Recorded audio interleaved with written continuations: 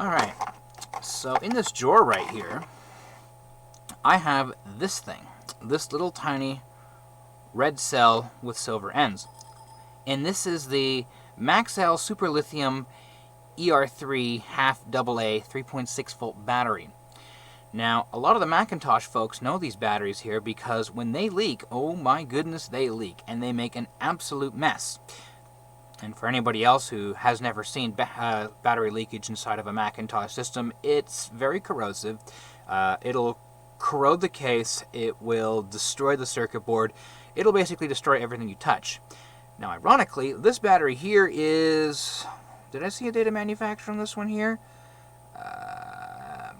September 1990. This here came out of a VideoCypher 2 Plus descrambling module.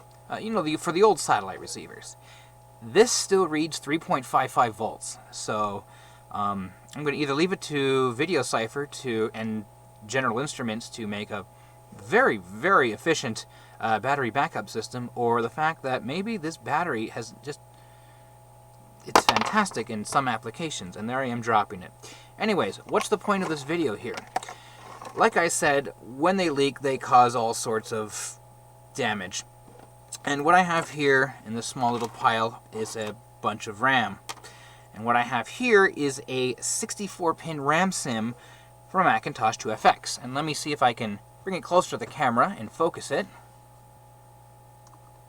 And you can see there that I have pads which are just simply gone. Same applies down here. You can see I tried to retin the fingers a little bit, and they just simply didn't work.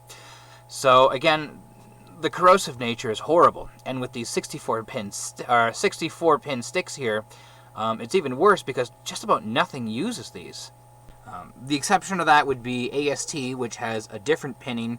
A few other companies and brands had 64-pin RAM, but it wasn't the same pinning. The closest thing you'll get to is, say, the LaserWriter 2G, which does use the same RAM for its internal system memory. But this gives me a very good opportunity here because, one, I get to depopulate a couple of boards here and scan those for a friend who's looking into reverse engineering some of these boards. Now, bear in mind, these are 1 meg sticks, so at the very least he's able to make more 1 meg sticks, but at the same time it lets me show you hot air rework. So this video is going to be a little bit crude, but my hot air rework unit is using this style of wand here. It does actually have an external box. Google the unit up here, the Hakko 850. This is not, however, a Hakko 850. This is the Gaoyue 850. And you'll notice that there are a lot of people who make very, very, very identical looking hot air rework stations. And that is because the 850 is cloned to death. As a result, you don't need to specifically buy the Hakko 850, but you can buy a compatible device where all sorts of different nozzles, heating elements, and the likes are available, and they're very handy tools. And this one here cost me $150 Canadian. And if you do your shopping, you can get them as cheap as that as well. Some people try and sell them for $200. I've seen these clone units go way up to $850, which was absolutely absurd. Again, on the inside, it doesn't really matter. A $150 unit is going to give you the same performance. But with this stick right here, I'm just going to show you how nice it is. I'm going to take all of this off here, and it's only going to take a couple of minutes. And then I'm going to go and first turn the heat up, and I'm just going to stick one piece of RAM on. Because I've already had to use this tool once before already in another video. Actually, I didn't do it in a video.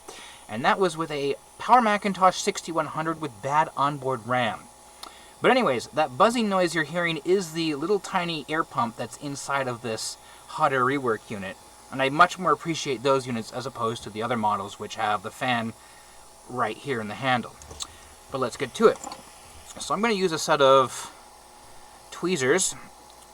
And really, I don't even need flux to do this. So I'm just going to hold it like that with the RAM chip, and then I can then use gravity to let the chip fall. And you may not really see this all that well because I am using a top-down camera and not the side camera. But hey, small workbench is a small workbench. And for the first one here, it will take a moment. There we go.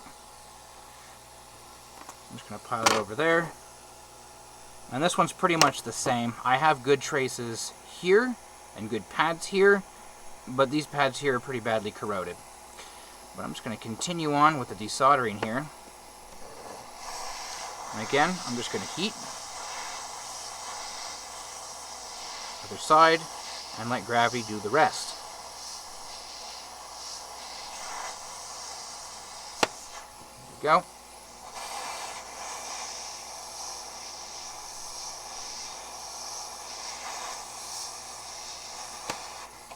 There we go.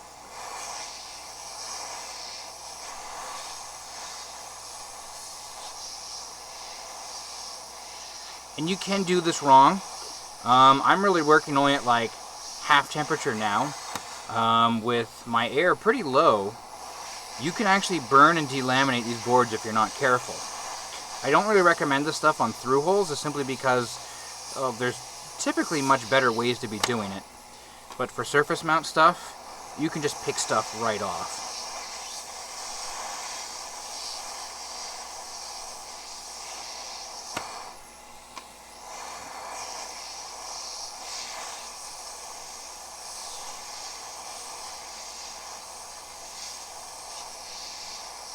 Spacing doesn't matter that much. I mean, I could just cram this straight in up against the chip if I wanted to.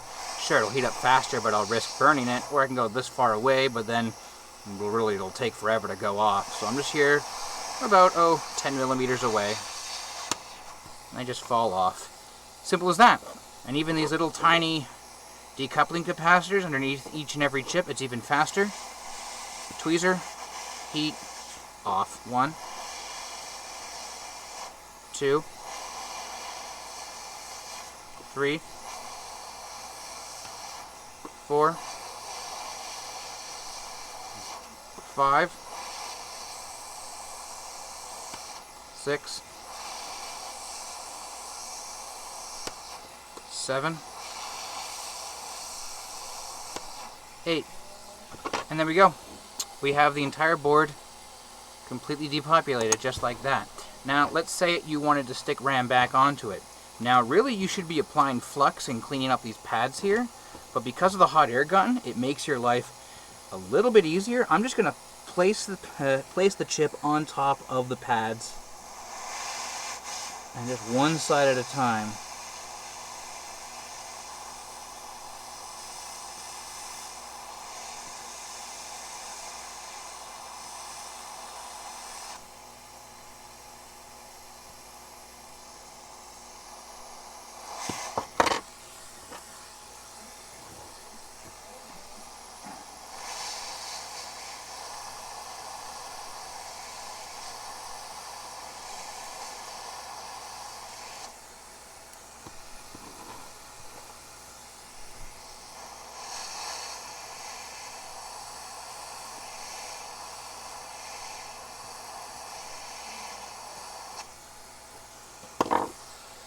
Go. I'm just going to turn the heat down here. Now, this is a really quick and dirty way to do it, but I can verify right now that yes, like it is soldered on now. It's on the board again. It's really not that difficult to do. And that's just the dirty way to do it. Again, normally I would clean the pads up, I would flux them, I would retin them, and then I would solder the chips back on. And it was just that fast. In a couple of minutes there, I stripped the board clean off, and I just grabbed the chip and just slammed it back on there. Again, it took less than 30 seconds to put that chip back on there. And, well, I'm going to have to pop this off now and send this scan off to my friend, as well as a few of these once they're all cleaned up. But that is the benefits of a hot air rework station. They're not that expensive, they're really not that hard to use, and if you end up burning out the heat elements, well, parts are extremely plentiful online. Hope you enjoyed.